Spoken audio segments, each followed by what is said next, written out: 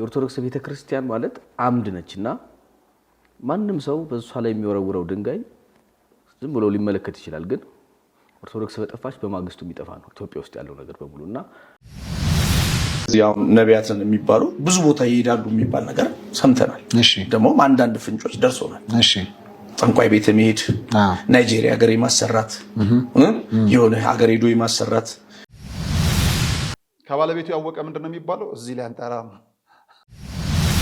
እኔ ኢየሱስ ክርስቶስ በደንብ የገባቸው አባቶች ያስተማሩኝ ልጅ ነኝ ኢየሱስ ክርስቶስ በደንብ የሚመለክበት ቤተክርስቲያን ነው የተመለስኩት ድንጋይም ውሃው ስለተቀመጠ ዋና አይችሉም ማለት እነዚህ መጽሐፍ ቅዱስ ቢያነቡ መጽሐፍ ቅዱስን አልተከተሉም አያውቁት ተመልሻለሁ ሲል የነበረ ወንድማችን ሰለሞን አቡበከር ለምን እቺን ሐሳብ እንዳመጣት አላውቅም እስክርፓፕ ነው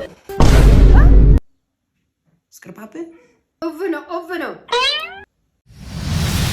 ባደግሞ አጋሉ አይደል ከእግዚአብሔር ደጅ ይጮሃል በሹፈት ባይሆን ሌላው ደግሞ ትልልቅ አባቶች እንዲጸልዩ ከሁሉም ወገኖች አሉ ልብ እንዲሰጣቸው እንግዲህ ኦርቶዶክስ ሀገር ናት ካል የኢትዮጵያ ሚሊተሪ ደግሞ የኦርቶዶክስ ልጆች ናቸው ጴንጤ እንኳን ቢሆኑ ነገርኩ እንደኔ መሆን አለባቸው የኔ ቤተሰቦች የተገኙት ኦርቶዶክስ ፊደል አስቆጥራቸው መጽሐፍ ቅዱስ አስነብባቸው እንጂ መሬት አንስታ አይደል ፕሮቴስታንት ያረካቸው አይደል አረሳችብኝ ማትርሽብኝ አልኳትን ለካ ሰምታኝ ኖሯል የልጅነት ጸሎቴን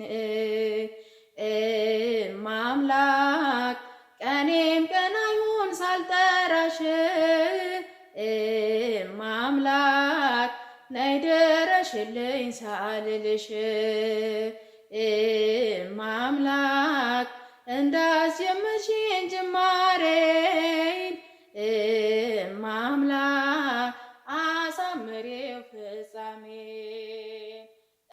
ሰላም ጤና ይስጥልን ክቡራን ተመልካቾቻችን እንደምን አላችሁ ዛሬም በጣም አስገራሚ ፓስተሮች ጠንቋይ ቤት እንደሚሄዱ ታውቃላችሁ አስጠንቁለው መተው ፓስተር እንሆናለን የሚሉ ፓስተሮች ናቸው የበዙት ስለነሱ ቪዲዮ ዛሬ ለነግራችሁ ነው ፓስተር ቤት የሚሄዱ ጠንቋይ ቤት የሚሄዱ ፓስተሮች ስለሱ ነግራችኋለሁ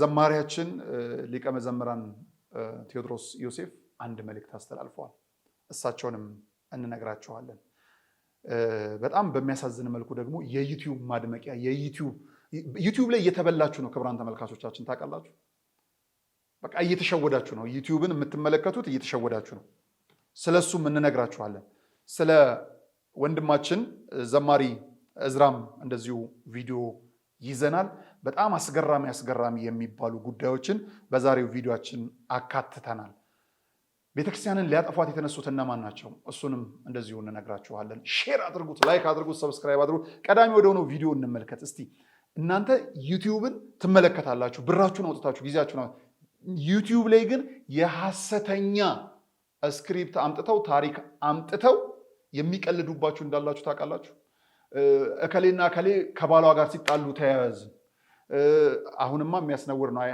እንደው እግዚአብሔር በዘመናችን አይተናል እንደዛ አይነት ነገር መቅሰፍት እኮ ያወርዱብናል አንዳንድ ምንድነው ያለችው ከባለቤቴ ነው ከጓደኛዬ ጋር እንዲሁ ወሲብ ስንፈጽም የባለቤቴ ምን ተሰበረ ምትላለችና እኮ መቅሰፍት እኮ ነው እየጠሩብን ማአት እኮ ነው እነዚህ አይነቱን ራሱ መጥቶ ከማጥራቱ በፊት እኛ ለናጠራቸው ይገባ ነበር ህግ ስለሌለ ነው ህግ ቢኖር ኖሮ እንዲህ ህዝብ ላይና ሀገር ላይ ምድር ላይ ማአትን የሚጠሩ ሰዎች መወገድ ነበረባቸው ወይ መጥራት ነበረባቸው ያ ቪዲዮ እንዴት እንደሚሰራ ተመልከቱ እነዚህ እህት ወንድሞቻችን ይሄን ቪዲዮ የሰሩት እናንተ እንዳትሸወዱ አስበው የሰሩት ቪዲዮ ይመስለኛልና ተመልከቱት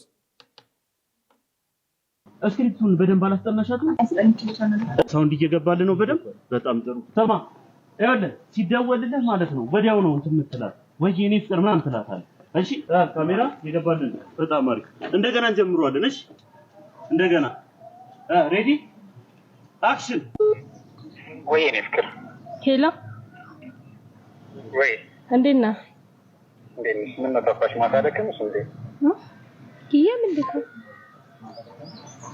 የኔ ፍቅር እንደምታስቢ አይደለም ማለት ማታ ቤት ነኝ ብለሽኛል ነበር የምንድካው እንደምታስቢ አይደለም ምንድነው እንደማስበው እንዴት የኔ ፍቅር ይልሻል አይ እንደምታስቢ አይደለም ምን ነው እንደማስበው የምር እንደምታስቢ ለምንድን ነው የኔ ፍቅር የሚልሽ ሲጀመር ምን አላችሁ የኔ ፍቅር የሚልሽ ለምንድን ነው ማታ ቤት ነኝ ብለሽ ነበር አንተ ቆይ ገና ሳለመጣ አይደለም ስኮነቱ ነው ለምንድን ነው የኔ ፍቅር ለምንድን ነው የኔ ፍቅር የሚልሽ የማታ ቤት ነኝ ብለሽኛል ነበር የምንድካም ነው አንተ ምንድነው እኔ ምንም ይጫወታው ብሽ ነው ይልሽና ይጫወታው ብሽ ነው ከዛ እንዲያሉ ሲደባደቡ ሚሊየን ቪው ያያሉ እኛስ በመስቀል ላይ የተሰቀለልህ ክርስቶስ አንተን ሊያድንህ ፈልጓልና ወደ ቤቱ ተመለስ የሚለውን የመምህር ኢዮብ ይመኑን ቪዲዮ ብናመጣ የሚመለከት የለም የልሳነ ክርስቶስ መምህር ጳውሎስ ስብከትን ብናመጣ የሚሰማ የለም የብፁዓን አባቶችን መልእክት ብናመጣ የሚሰማ የለም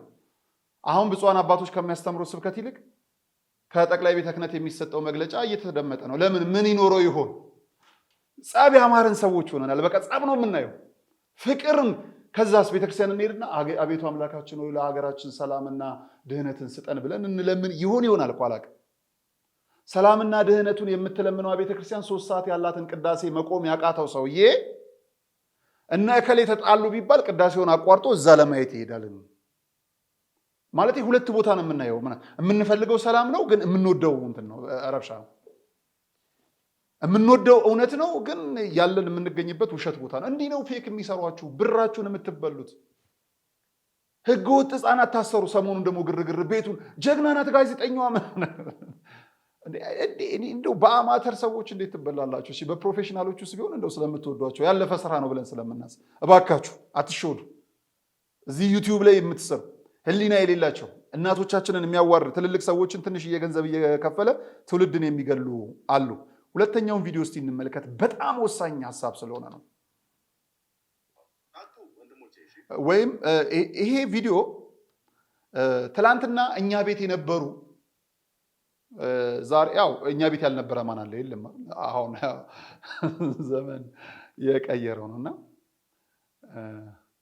አርብና ሮብን እንጾማለን የሐዋርያት ጾምንም እንጾማለን የነቢያት ጾምም አለ አብይ ጾምም አለ የሁዳዴ ማለት ከዛ ደግሞ 16ቷንም እንጾማለን በፈቃድ ደግሞ የጳግሜንም የጽጌንም እንጾማለን ራስን ከእግዚአብሔር ጋር ለማስገዛት ማለት እና አጅሬ ሆድ አምላኩ ደግሞ አሉ እነሱ የሚያላግጡት ቪዲዮ ነው የተሰጣቸው ምላሽም ጥሩ ስለሆነ ተመልከቱት ታጡ ወንድሞቼ እሺ አርባደን ታጡ አሜን ተበር ለተቀደሰ ስሙ ይሁን ያው አሜን አሜን ብለናል ማጠጣ ይሄን ጠጡ ሆዳቸው አምላካቸው ክብራቸው በኖራቸው ያለው እንደናንተ ሆድ አምላኪዎችን ነው መጽሐፍ ቅዱስ በተናገረው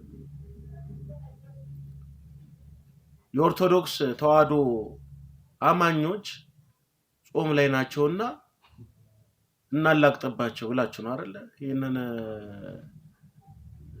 ቪዲዮ የሰራችሁት ታሳፍራላችሁ በጣም ነገ ጋዜጣዊ መግለጫ ላይ ደግሞ ለልደት ጌታችን ተወለደ ብላችሁ ደግሞ አይናችሁን በጨዋ አጥባችሁ ልኳንዳ ቤቱን ያጣበቁታላችሁ በጣም ነው የምታሳፍሩት ማን በቀመረው ቀመር ነው ልደትን ትንሳኤን የምታከብረው እንደው ቢያንስ እንኳን ክብር አይኖራችሁ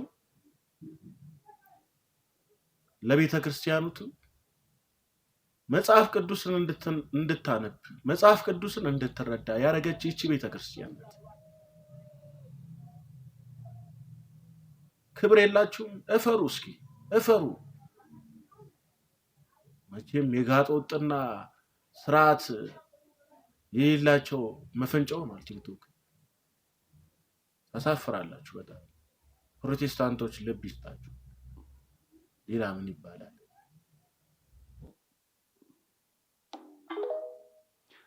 ለዘመናት ተዋዶ ያለበት እስላም ክርስቲያኑ ሀገራችን የጁማ ጸሎት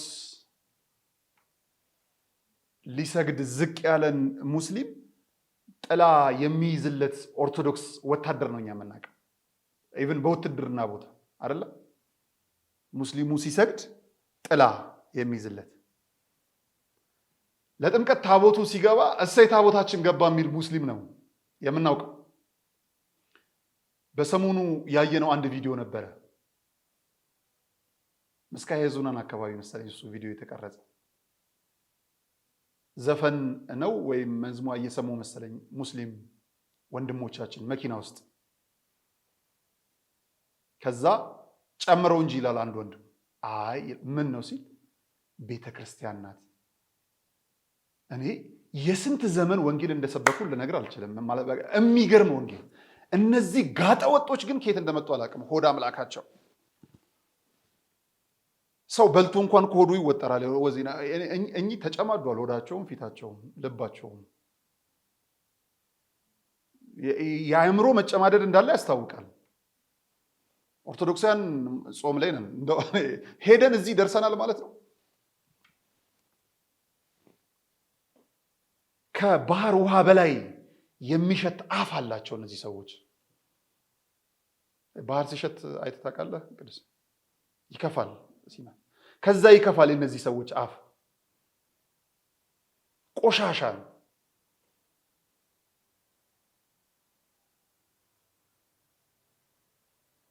ትልቅ ናቸው ማለት እግዚአብሔር ደግሞ እግዚአብሔር ክፋቱ አይባልም፣ ደግነቱ እንበል። እግዚአብሔር ደግነቱ ክፉን ሰው እድሜ ይሰጠዋል። እና ሁለት ፀጉር ሊያበቅሉ ነው እነዚህ። ያው ምንም ድንጋይም ውሃው ስለተቀመጠ ዋና አይችሉም ማለት። እነዚህ መጽሐፍ ቅዱስ ቢያነቡ መጽሐፍ ቅዱስን አልተከተሉም፣ አያውቁትም። ትህትናን የለም። እግዚኦ በጣም የሚገርም። ሌላው ተመልሻለሁ ሲል የነበረ ወንድማችን ሰለሞን አቡበከር ለምን ይቺን ሐሳብ እንዳመጣት አላውቅም።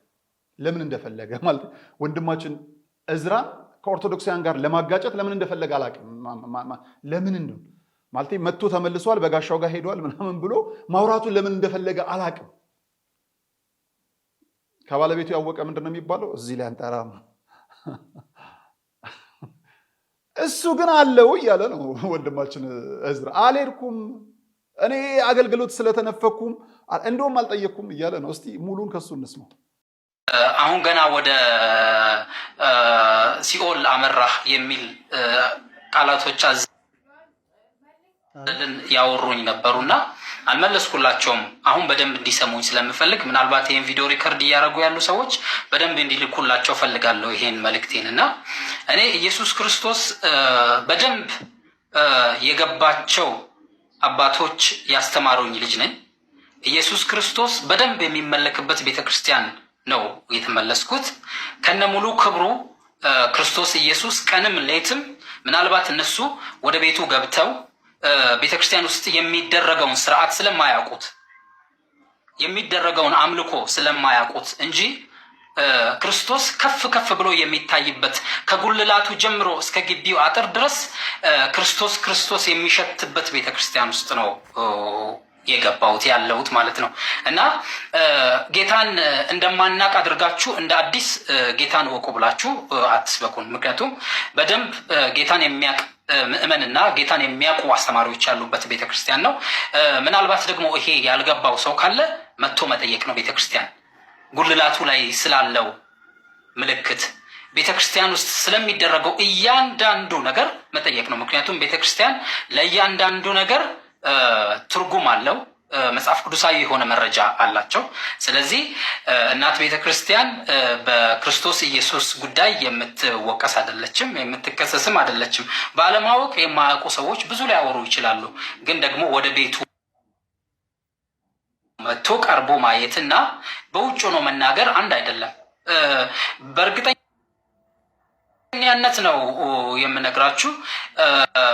እኛ ቤት ያሉትን ዝማሬዎች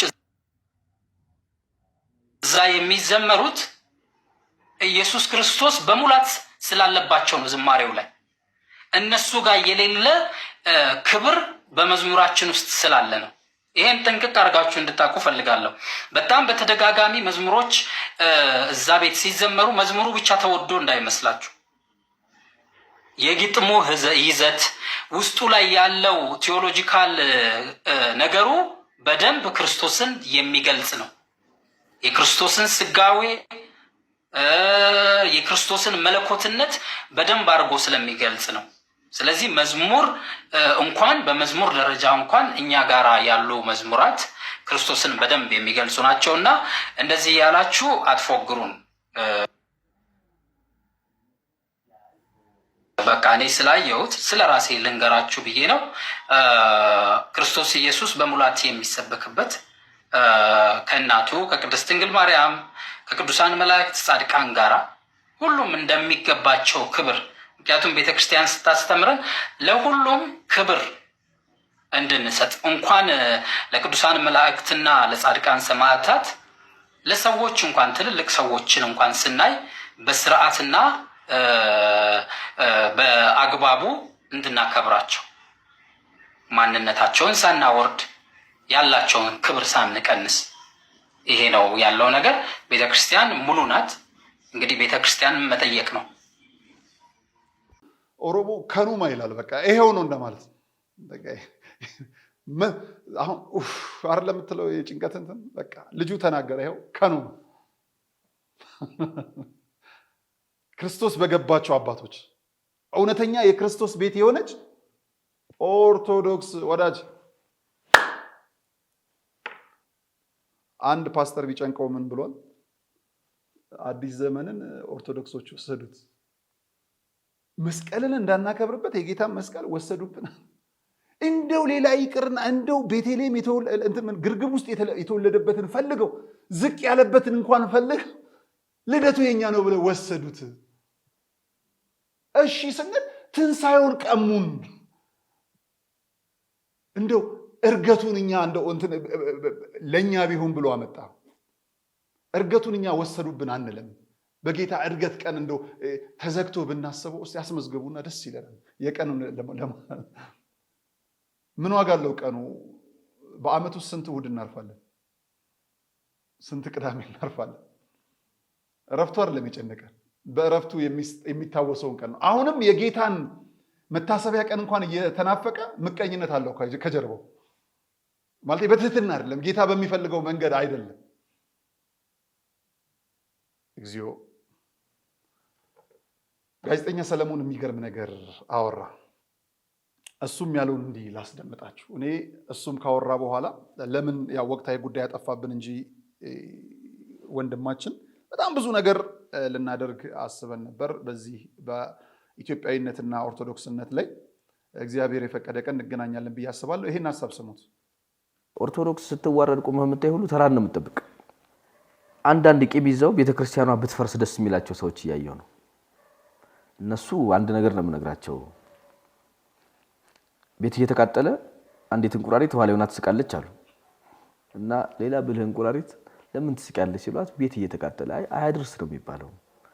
ቢያደርስ ውሃና እሳት ምን ያገናኘዋል? እኔ ያለሁት ውሃ ውስጥ ይቃጠል ትላለች። እና የሰፈሩ ሰዎች እባካችሁ እሳትና ጥፋ ውሃ አንጡ ሲባል እሷን አብረው ወሰዱና እሳት ውስጥ ከተቷት። ኦርቶዶክስ ስትዋረድ ቁመህ የምታይ ሁሉ ተራን ነው የምትጠብቅ። ሰውየው እጣ ፈንታ ይናገራልና ንጉሱ አንድ ቀን ሲሄድ አገኘው። እስኪ አንተ የሰው እጣ ፈንታ መንገር የምትችል ከሆነ እኔ መቼ እንደምሞት ንገረኝ ይለዋል። እኔ በሞትኩ በማግስቱ አለው ንጉሱ። እና ንጉሱ በጣም ስለፈራ እሱ በሞተ በማግስቱ ሞት ከሆነ እሱን ጠብቁልኝ ይላል። የኦርቶዶክስ ቤተክርስቲያን ማለት አምድ ነችና ማንም ሰው በሷ ላይ የሚወረውረው ድንጋይ ዝም ብሎ ሊመለከት ይችላል። ግን ኦርቶዶክስ በጠፋች በማግስቱ የሚጠፋ ነው ኢትዮጵያ ውስጥ ያለው ነገር በሙሉና አጥብቄ ስለ ቤተክርስቲያኗ የምከራከረው የመንፈሳዊ ዕውቀት ኑሮኝ አይደለም። ግን ከማያቸው ከሚሰነዘሩባት ነገሮች አንፃር የሁሉም እናት ቤተክርስቲያን መሆኗን ስለማምን ነው። ኦርቶዶክስ ጠቅላይ ሚኒስትር አብይ እንዳሉት ሀገር ናት ብለዋልና አንዳንዶች ደግሞ የኢትዮጵያ የብዕር ስሟ ኦርቶዶክስ ይባላል ይላሉና ኢትዮጵያን ሊያጠቁ የፈለጉ የውጭ አካላት በሙሉ ታርጌት አድርገው የሚነሱት የኦርቶዶክስ ቤተክርስቲያን ነው።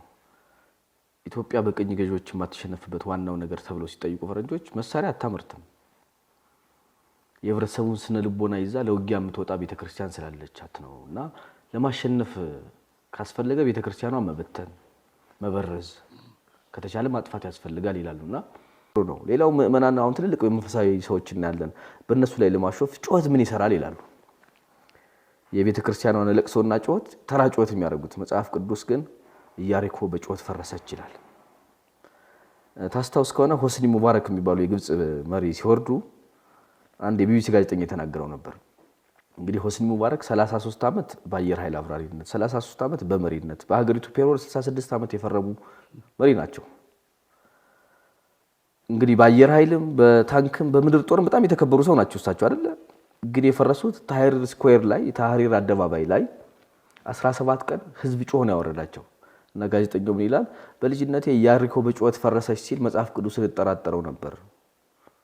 የ17 ቀኑ የግብጽ ህዝብ ጩኸት ግን ሆስኒ ሙባረክን ሲያወርድ ስላየው የመጽሐፍ ቅዱስን ቃል አመንኩ ይላል። እና ጩኸት አይናቅም፣ ለቅሶም አይናቅም። እስጢፋኖስ በተወገረ ጊዜ ወዳጆቹ ቀበሩት፣ አምረው ማለቀሱ ይላል አይደል? የሐዋርያት ሥራ የምናለቅሰው አንድም ለምትዋረደው ቤተክርስቲያን፣ ሁለትም በግፍ በመንግስት ኃይሎች ለተገደሉት ምእመናን ነው አይደል? እንባ ደግሞ ዋጋ አለው አይደል? ከእግዚአብሔር ደጅ ይጮሃል በሹፈት ባይሆን።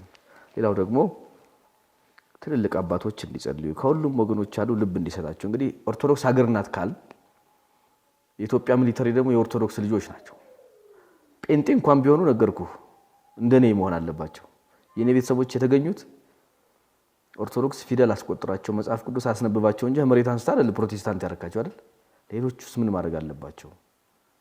እቺ ቤተክርስቲያን አደጋ ላይ መውደቋ እኛንም ይጥልናል ብለው የኢትዮጵያ ሙስሊሞች፣ የኢትዮጵያ ፕሮቴስታንቶች፣ ካቶሊኮች ሁሉ መጸለይ ያለባቸው። ወታደሮቹም ቢሆን አብዛኛው ኦርቶዶክስ ነው። ፕሮቴስታንትም ቢሆን ባንተ ይደርሳል፣ እስልምናም ቢሆን ባንተ ይደርሳልና በኢትዮጵያውያን ላይ ለሴራ ብላችሁ ጠበንጃ አታንሱ እላለሁ። አመሰግናለሁ። እንግዲህ የኢትዮጵያውያን ጩኸት ይግባኝ ለመድኃኔዓለም ግልባጭ ለመንግስት የሚለው ምክንያቱ ይሄ ነው። በነገራችን ላይ የጋዜጠኛ ሰለሞን መንግስትን ንግግር መተንተን ይቅርና እሱን መጠየቅን ያልችልም። ለእኔ ትምህርት ቤት ነው። ምን ልብ አንድ የእውቅና መድረክ ላይ ተገናኘንና ቤተክርስቲያን ላደረጋችሁት ብላ በነመምህር መስፍን ሰለሞን ሽልማት ተሰጥቶ ነበር። ያው እኔም ከስር ከወጣው በኋላ ከሰለሞን ጋር ተገናኘን። እሺ ይቅር እና የሱን ንግግር መተንተን አይደለም እንትን ማለት ይከብደኛል። በቃ መጠየቅ እሱን መጠየቅ በጣም ከባድ ነው። ልበ ብርሃን የሆነ ወንድማችን ነው። ወደ ሌላኛው ቪዲዮ እናምራ እስቲ። እንትን አለ ቀበቶ የምትታጠቀው ሰው ዳን ምናምን የሚባል ጥቁር ነጭ ምናምን እሱ ቀበቶ ወዳላቸው ፓስተሮች እናምራ እስቲ። እንዲህ ስል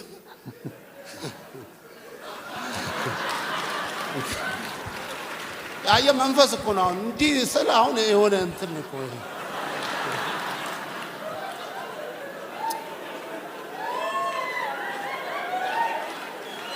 ፊት ለፊት እንትን ስሙ የእግዚአብሔር ቤት ነው። ፉጨትና ዳንኪራው ግን የዓለም በእግዚአብሔር ስም ውስጥ ነው። እንግዲህ ግማሽ ግማሽ ሆንበት። እግዚአብሔር ማለት አድነኝ የሚል አለ፣ አትምጣ እዛው ቅር የሚል አለ፣ ብትመጣም ባትመጣም ችግር የለውም የሚልም አለ። አይ ትመጣለህ እስክትመጣ ግን በአንተ መድረክ ላይ እኛ እንጫወትበት የሚልም አለ። ይቸገረው አስቸጋሪ ሆነ። ወደ ጠንቋይ ቤት የሚሄዱ ፓስተሮች አሉ ሲል ራሱ ቤተ እምነት ውስጥ ያለ ሰው ይፋ አውጥቷል። ጠንቋይ ቤት የሚሄዱ ፓስተሮች ልብ በሉ። እዚያው ነቢያትን የሚባሉ ብዙ ቦታ ይሄዳሉ የሚባል ነገር ሰምተናል። ደግሞ አንዳንድ ፍንጮች ደርሶናል። ጠንቋይ ቤት መሄድ፣ ናይጄሪያ ሀገር የማሰራት የሆነ ሀገር ሄዶ የማሰራት የሆነ ይሄ ለምንድን ነው ካልክ ለገንዘብ ሰምቻለሁ። ይሄ ገንዘብ የሚጠራ ህዝብ የሚጠራ አሁን ቅርብ ጊዜ ነው እየሰማሁ። አንድ አለ እንደውም አሁን ከዛምቢያ ነው ከናይጄሪያ የመጣ ጥቁር አለ። እሱም ዲለር ነው አሉ እና እንደውም እዚህ ፕሮግራም ላይ ናብየው እየጠፋብኝ ዲለር ነው አሉ። በደንብ በስነ ስርዓት ሄዳ ያገናኛል። በቀለበት ነው ነገርየው የሚባለው የሰለሞን ጥበብ ነው ምናምን ይባላል። የሰለሞን ጥበብ ድንቄም የሰለሞን ጥበብ ወዳጄ ክብራን ተመልካቾቻችን ቦሌ አካባቢ የሚሰብኩ የውጭ ሀገር ዜጎች እሰይ ወንጌል ተስፋማ ምናምን ተሰበከ ምናምን ምትል ጴንጤም ካለ ተጠንቀቁ። አይደለም ነገሩ እሱ አይደለም። እዚህ ያለው ትንሽዬ 150 ካሬ ሜትር አግኝቻለሁ የሚለውን ወንጌል ያልተማረን ሰውዬ ይደገምልሃል ብሎ የሚያገናኙ ድልድዮች ናቸው። ሀገሪቷም ስርዓት ስለሌላት እንጂ የውጭ ዜጋ በሀገር ውስጥ እንዴት መተዳደር እንዳለበት ገደቡ እስከምን ድረስ እንደሆነ ማወቅ በነበረብን ነበር። ሁለት ሞራሌ እንጨት ቆርጠው አጋድመው መስቀል ተሸክመናል ብለው መገናኛ ላይ የሚቀልዱት የክርስቶስ ፍቅር የገባችሁ ሰዎች ካላችሁ አስቁሟቸው። አባባ ታምራትን እዚህ የምታስር አንድ ወጣትን ደግሞ ናይጄሪያ ልካ አስደገም አምጥታ ፓስተር የምትል ሀገር ያለች ናት። ሁለቱም ወንጀሎች ናቸው። በጣም የሚያስገርም በእነዚህ ፓስተሮች ትንቢት የተነገረላቸው ልጆችና ወላጆችስ ቋንቋቸው ምንድን ነው ብዬ አሰብኩ። ማለት ምን ሊሆን ይችላል? የተከታዩን ቪዲዮ ተከታተሉት። ማዘሯ ምሳ የለም እንዴ? እስቅርፓፕ ነው። እስቅርፓፕ ኦቭ ነው። ኡቭ ነው። እስቅርፓፕ ኦቭ ነው። ከዚህ ደግሞ መጣችሁ ይሄ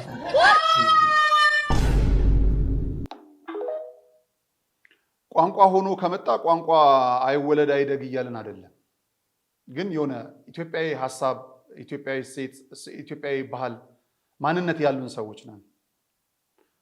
ዛሬ ሀገር ምጥ ውስጥ ባለችበት በዚህ ችግር ውስጥ እማማ ልክ እንደርሷ አይነቱ ያለፉበትን መልካሙን ጊዜ እያወሳ ህዝብን ማስታረቅ የሚችልበት፣ ልጆችን መቅረጽ የሚችልበት፣ አለፍ ሲልም ደግሞ ተንበርክኮ እግር እስኪንቀጠቀጥ ድረስ ለአምላኮት ለቤተ እምነቱ ውስጥ የሚሰግዱበት ጊዜ ነው።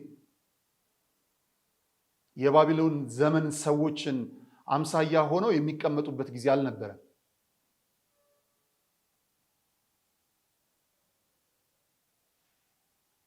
በአጠቃላይ ግን ምን ሆነናል ብዬ ሳስብ ይሄ ቪዲዮ ይገልጠናል። በአጠቃላይ ኢትዮጵያውያኖች በእኔ እሳቤ ነው ሁሉ ነገር ኖሮን አያያዙን ያልቻልንበት፣ ሁሉ ነገር ተሰጥቶን መረን የለቀቅንበት፣ የኃጢአታችን ድምር ውጤት ጦርነትን ያስነሳበት፣ ሰው ሞቶ ምግብ የምንበላበት ጊዜ፣ ድሮ የማናውቀው ሰው እንኳን ሲሆን ለቅሶ ስንሄድ መቃብር ካልገባ እንዴት ምሳ ይበላል ተብሎ የሚታሰብበት ጊዜ ላይ እየበላን እከሌ እኮ ሞተ፣ ምን ሆኖ ሞተ እኔን ከማለት ይልቅ ከሱ ጋርስ ማን ሞተ ስንሞተ በቃ ይሄ ነው ሆኗል ማለት። ይሄ ቪዲዮ ይገልጠናል። ተመልከቱት።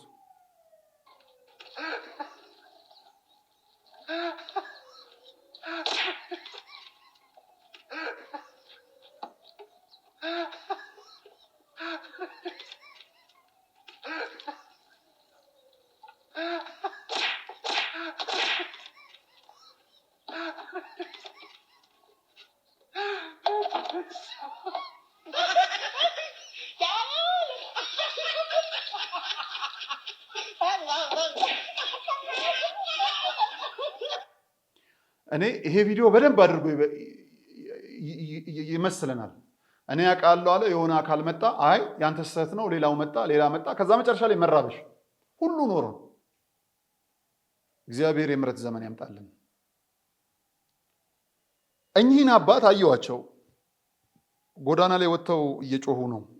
በእሳቸው አገላለጥ ወንጌል እያስተማርኩ ነው ብሎ፣ ግን እርሳቸው ስለ ነፃነት ተምረው ይሆን? በዓለማዊ ስለ መብትስ አውቀው ይሆን? እንደው ልጃቸውን በመጽሐፍ ቅዱስ ኮትኩተው አሳድገው ይሆን? ቤታቸውንስ መርተው ይሆን? ተቀጥረውባቸው ለሰሩ ድርጅቶችስ ኃላፊነት ተሰምቷቸው አገልግለው ይሆን ነው? ወይስ በስተርጅና ዘመን አላቅም። እስቲ ስሟቸው፣ እስቲ እናንተ ፍረዱ። እኔ ድርጅት ሰባኪ አይደለሁ። ክርስቶስ ነው ብለህ ሱን ያዘው ህይወት ነው። እሱ መንገድ ነው። ስንት ቁጥር ነው የምጠብቀው አውቶቡስ? አያ በዛ ተሳፍረ ነው የምገባው ሰፈር ወደ ገነት የምገባው በንስሐ በክርስቶስ ስትሳፈር ነው። ክርስቶስ ኃይለኛ ነው እንዴ? ማለት እኔ ግራ ገባኝ። ማለት የሚሰቅሉት ላይ ጉልበት ተጠቅሞ ነበር እንዴ? ያሳደዱት የገረፉት ላይ እኔ ግራ ስለሚገባኝ ነው። ማድረግ እየቻለ የሚችል ወንበዴ ነው።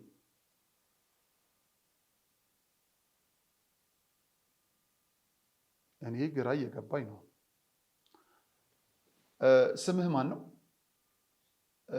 ስፔሊንጉ መጀመሪያው ምንድን ነው? ኬ። እሺ ትንቢት ልንገርህ።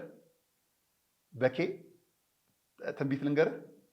እሺ ከተከታዩ ቪዲዮ ስማና ያንተን ፈልገው። ከኤቢሲዲ ኤ በል። ኤ አበበ ምን ነው? አበበ ዘመዴ ነው። ቢ ወንድሜ። ሲ በል። ሲ ክሊኒካል ነርሲንግ የተማለው ማለት ክሊኒካል ሲስተር እህቴ። ዲ በል። ዲ እሺ ዳኛቸው የሚል ስም ሰማ። ዳኛቸው ዳኜ ዘመድ አለ ቤተሰብ። ኤ በል። ኤ አበባ የሚል ስም ሰማ። አክስት። ቢ በሉ። ቢ ብርሃን ወይኔ ብርሃን ባንክ ይሰራል። ብርሃን ባንክ እንትና ብድር አለ ጊዜ ከናይ ፕሮፌሰር ሲ በል። ሲ እቺ ነው ሰረገላ ያየው በህልምህ የወርቅ ሰረገላ። ኦኬ ዲ በይ በሏት። ዲና ማናት? እሺ ይበሉ። ኢስማኤል የሚል ስም ሰማ። የአክስቴ ልጅ ነው። አጎቴ ማለት ነው። ኤፍ በይ። ኤፍ ፈጡማ ሴት አያቴ ነው። ጂ በይ። ጂ ኤች በይ። ኤች ሐናን ሐና እስቲ ለጌታ መንፈስ አይ ኦክሲጅን ሲበትሲ በይታዩ ብረት ጋር ደግሞ ብላችሁ ኤቢሲዲ ማስተማር ጀመራችሁ። ነገሩ ያው ይመጠናቸዋል። በኤቢሲዲ ያው ሀው እንዳትጀምሩ ብዬ እፈራለሁ። እኔ አሁን ሀው እንደው ምን ብዬ ልናገር? አሁን በዚህ ቪዲዮ ላይ ምንም መናገር አልችልም። ብቻ እናንተ እህት ወንድሞቼ በኮሜንት ስር ጻፉልኝ። ማራናታ ጌታዬ አሁንም ቶሎና አቦጊዳ እንዳይጀምሩ እኔ ልቀጥልልህ። አሁን አንተ የቀረ አቦጊዳ እንዳይጀምሩልህ። ኬን አግኝታል? ቅዱስ ይህንን አላገኘውም እስካሁን ደርሶ ወይ ክርስቶስ ወይ መድኃኔዓለም ማሽላ ሆዷ እያረረ ይስቃል አሉና ወንድ የለም እንጂ ወንድ ቢኖር ኑሮ ይባላል። ይሄ በገጠር አካባቢና ህግ የለም እንጂ ህግ አስከባሪ የለም እንጂ ህጉን ቢያስከብር ኑሮ እንላለን በከተማው። እንግዲህ ወደ መጨረሻ ቪዲዮአችን ከመሄዳችን በፊት አንድ ቪዲዮ እንመልከት። ወንድማችን በጣም በዝማሬ የምንመሰጥ እኔ አላውቅም፣ ዝማሬው ምስጋናም ልመናም ጸሎትም የሆነለት ወንድማችን ሊቀ መዘምራን ቴዎድሮስ ዮሴፍ እንኳን ደስ ያላችሁ። ማህቶት ቲዩብ 1 ሚሊዮን አልፏል። 1 ሚሊዮን ኦርቶዶክሳዊ ዝማሬዎች ቶሎ እንዲደርሷችሁ አሉን ከምንላቸው ጠንካራ ዩቲዩቦች አንደኛው። እንኳን ደስ ያሉት ሊቀ መዘምራን ቴዎድሮስ ዮሴፍ አንድ መልእክት አስተላልፈዋልና እሳቸው ደስ ስላላቸው እኛም ደስ እንዲለን ያንን መልእክት እንስማ። ጤና ይስጥልኝ ውድ የማህቶት ቲዩብ ቤተሰቦች ኦርቶዶክሳውያን፣ 1 ሚሊዮን ተከታይ ደርሰናል። እንኳን ደስ አላችሁ፣ እንኳን ደስ አለን። አገልግሎቱ እንዲቀጥል እንዲሰፋ ስለምታደርጉት እገዛ ከልብ እናመሰግናለን። እኔም በግሌ አመሰግናለሁ። ከልብ ደስ ብሎናል። እንኳን ደስ ያሉት ማለት እንወዳለን። ነጋሽ ሚዲያን ነበር ስትከታተሉ የነበራችሁት በነጋሽ በዳዳ አቅራቢነት ማለት ነው። ከኛ ጋር ስለነበራችሁ ደስ ብሎኛል። ሼር አድርጉት፣ ላይክ አድርጉት፣ ሰብስክራይብ አድርጉት። በቅርቡ በጣም በሚገርም በሚያስደንቅ አቀራረብ ይዘንላችሁ እንመጣለን። ነጋሽ ሚዲያ ወደ ዩቲዩብ ቴሌቪዥን ከፍ ልንል ነው። ጠዋት ማህበራዊ ጉዳይ፣ ኢኮኖሚያዊ ጉዳይ፣ ሀገራችን ውስጥ ምን ተደረገ እነሱን የሚቃኙ ከዓለምም ከፖለቲካውም ከሃይማኖትም ከምንም ልንርቅ አይገባም። ቁጥራችን ቀላል አይደለም ኦርቶዶክሳውያን። ስለዚህ እዛ ውስጥ የምናበረክታቸውን አበርክቶች ስለ ልግስናው፣ ስለ ችግራችን፣ ስለ ድህነታችን፣ ስለ ሁላችን ስለ ብዙ ነገሮች እናወራለን። አንድ ነገር ግን የምናሳልፈዋለን። ልክ ፊታችን ፖለቲካ እናሳልፈዋለን። ከኛ ጋር የለም፣ አንፈልግም፣ አይረባንም፣ አይፈልገን፣ አንወደውም። ከዛ በቀረ ግን የማናስተላልፍላችሁ ጉዳዮች የሉም። ነጋሽ ሚዲያ ወደ ነጋሽ ቲቪ በዩቲዩብ ከፍ ብለን እንመጣለን። በቀን አንዳንድ ብቻ ስንጭን የነበረባቸውን ቪዲዮዎች 2፣ 3፣ 4 እያደረግን እንግዲህ እናንተ እስከተቀበላችሁት ድረስ ከፍ እናደርጋለን። ለብዙ ሰዎች አብሮነት መሰባሰብ ምክንያት እንሆናለን። እጅግ በከበረ የሙያ ስነ ምግባር ራሳችንን አድሰን ዳግም እንመለሳለን። ለዛ የምታግዙን እናንተ ናችሁ። ከስር በምትመለከቷቸው የስልክ ቁጥሮችም ዋትሳፕ ላይ እየደወላችሁ ሀሳብ አስተያየቶቻችሁን ልትሰጡን ትችላላችሁ። በውጭ ያላችሁ የተለያዩ ማቴሪያሎችን ልታግዙን ከፈለጋችሁ አግዙን፣ እንፈልጋለን። ከኔ ጋር ስለነበራችሁ ከልብ አመሰግናለሁ። የተከታዩን ዝማሬ ግን እስቲ ብቻችሁን ከምትሰሙት አብረን እንስማውና እንሰነባበት። ጠብቃ አሳድጋ ከልጅነቴ እናት የሆነች ድንግል እመቤቴ ይለይብኛል ትትናሽ ይለይብኛል እቅፍ ድግፍ አርገሽ በቤትሽ አኖረሽኛል ይለይብኛል ትትናሽ ይለይብኛል እቅፍ ድግፍ አርገሽ በቤትሽ አኖረሽኛል አያምርብኝ